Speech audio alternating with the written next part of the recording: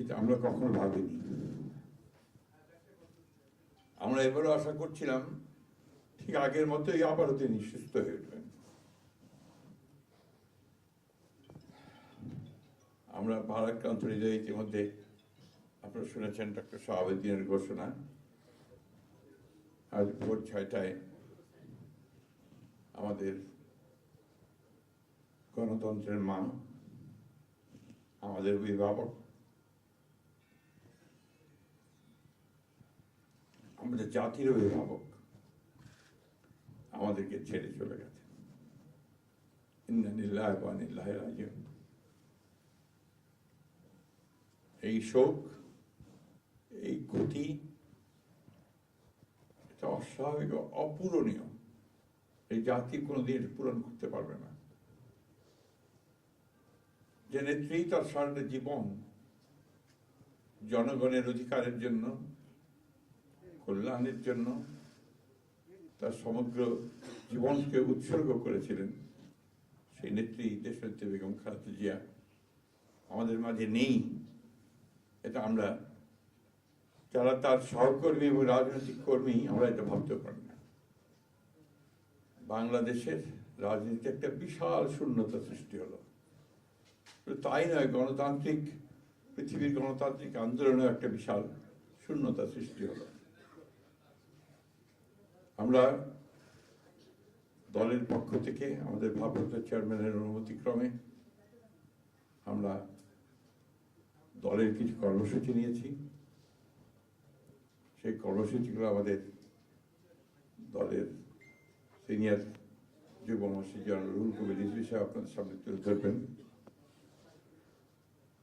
সরকারের প্রধান, এই কেয়ারটেকার গভর্নমেন্টের প্রধান প্রফেসর ডক্টর মোহাম্মদ ইউনূস আমাদেরকে ফোন করেছিলেন সাথে সাথে, এবং ইতিমধ্যেই তারা সিদ্ধান্ত নিয়েছেন যে 10টার মধ্যেই তারা স্পেশাল ক্যাবিনেট মিটিং করবেন। সেই ক্যাবিনেট মিটিংয়ে তারা দেশনেত্রী বেগম খালেদা জিয়ার যে শেষ কাজগুলো, তা জানাজা, তার দাফন, তাকে রাষ্ট্রীয় মর্যাদায় দাফন করা, তাকে রাষ্ট্রীয় মর্যাদা দেওয়া, এই বিষয়গুলি নিয়ে তারা সকাল 10টার সময় একটা সভা করবেন। এরপরে আমরা পুরো জিনিসটাকে কোঅর্ডিনেট করে আবার সেটা আপনাদের সামনে জানাবো। আমি এখন অনুরোধ করব আমাদের দলের সিনিয়র যুব মহাসচিব জনাব রুহুল কবির রিজভী, তিনি আপনাদের সামনে দলের কর্মসূচিটা জানাবেন। এটা হচ্ছে আপাতত এখনই নেওয়া কর্মসূচি। এরপরে আমাদের একটা স্ট্যান্ডিং কমিটি মিটিং হবে 12:30টার দিকে। সেই মিটিংয়ে আমরা আরও বিস্তারিত কর্মসূচি গ্রহণ করব। আর সরকার যে সমস্ত কর্মসূচিগুলো তার সঙ্গে কোঅর্ডিনেট আমরা করব, এবং সেই বিষয়গুলো আমরা আপনাদেরকে পরে জানাবো। ধন্যবাদ। আসসালামু আলাইকুম।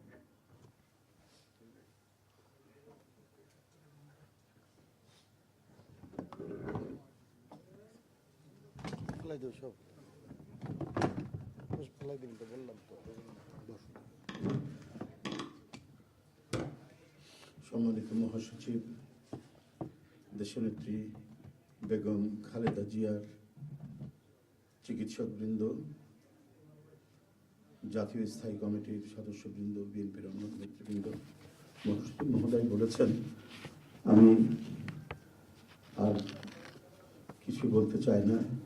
শুধু এইটুকু বলবো যে সংকটে, শোকে মাথার উপর যেমন মায়ের একটা ছায়া থাকে, আজকে জাতি যেন সে ছায়া থেকে বঞ্চিত হলো। আমরাও হলাম। অসুস্থ ছিলেন হাসপাতালে, কখনো বাসায়, কিন্তু বাইরে কাজ করতে আমাদের মনে হতো যে না, মা তো আছেন, উনি তো দেখবেন সবকিছু। সেই প্রেরণাই যেন আমরা এত শক্তি পেতাম যে এর ভাষা আমি পাচ্ছি না কিভাবে আপনাদের সামনে বলবো। এক সময় সেই ছাত্র জীবনে এখানে ডাক্তার শাহাবুদ্দিন ভাই আছেন, তাদের হাত ধরে ছাত্র রাজনীতিতে এসেছিলাম। এরপরে একটা দীর্ঘ জীবন যার নেতৃত্বের ছায়ায় বেড়ে ওঠা, তিনি এত তাড়াতাড়ি চলে যাবেন, এ বড় বেদনার, এই শোক এবং এই সংকট কাটিয়ে ওঠা খুব মুশকিল, এই ক্ষতি কাটিয়ে ওঠা জাতির জন্য খুব মুশকিল। এত নিপীড়ন সহ্য করে, এত চোখের সামনে সন্তানের লাশ দেখে শুধুমাত্র দেশ এবং মানুষ এবং গণতন্ত্রের জন্য কি অটুট বড়বল দিয়ে তিনি টিকে থেকেছেন দলীয় কার্যালয়ের মধ্যে বিভিন্নভাবে। তারপরেও কখনো তার চোখে মুখে কোথাও তিনি এটা আমরা পাইনি। আজ তিনি পৃথিবী থেকে চলে গেলেন, আমরা তার আত্মার মাগফিরাত কামনা করছি।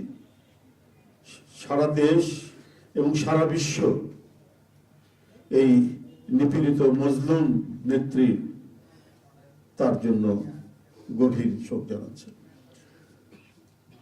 উপস্থিত সাংবাদিক বৃন্দ, গণতন্ত্রের মা, বারবার হারানো গণতন্ত্র পুনরুদ্ধারে অবিসংবাদিত নেত্রী, মানুষের নাগরিক স্বাধীনতা, বাক ব্যক্তি স্বাধীনতা রক্ষার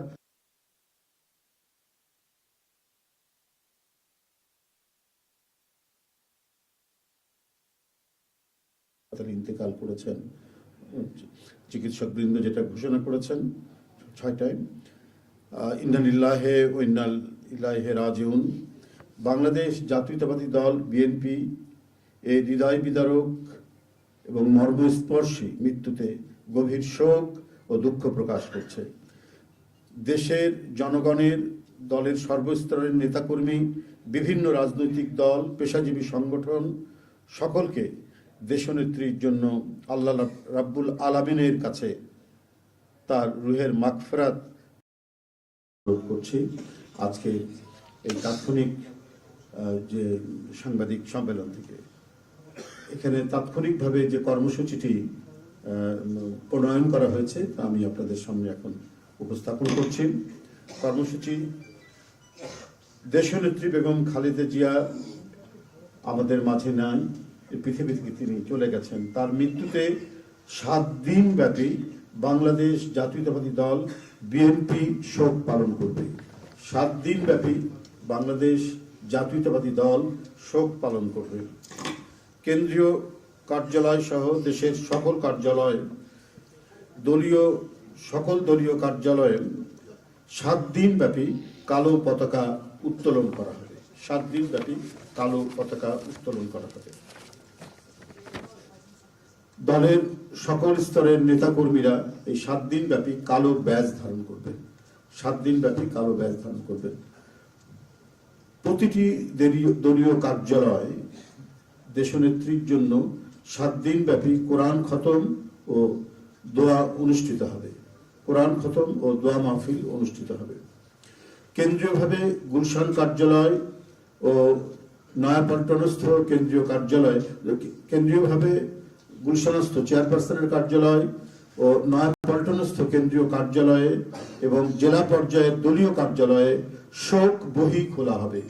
যারা গণ্যমান্য ব্যক্তি আছেন সেই শহরের এবং আরো যারা মনে করেন বিভিন্ন রাজনৈতিক দলের নেতৃবৃন্দ, সেই শোক বহিতে তারা মন্তব্য করবেন এবং স্বাক্ষর করবেন। মরহুমা দেশনেত্রী বেগম খালেদা জিয়ার নামাজে জানাজা ও দাফন পরবর্তীতে জানানো হবে। মরহুমা দেশনেত্রী বেগম খালেদা জিয়ার নামাজে জানাজা ও দাফন পরবর্তীতে জানানো হবে।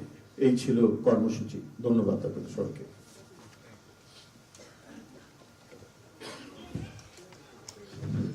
সম্মানিত সাংবাদিকগণ, আপনাদের সবাইকে ধন্যবাদ জানিয়ে আমরা আমাদের এই ব্রিফিং এখানে শেষ করছি। আপনাদের সহযোগিতার জন্য অনেক অনেক ধন্যবাদ, কৃতজ্ঞতা।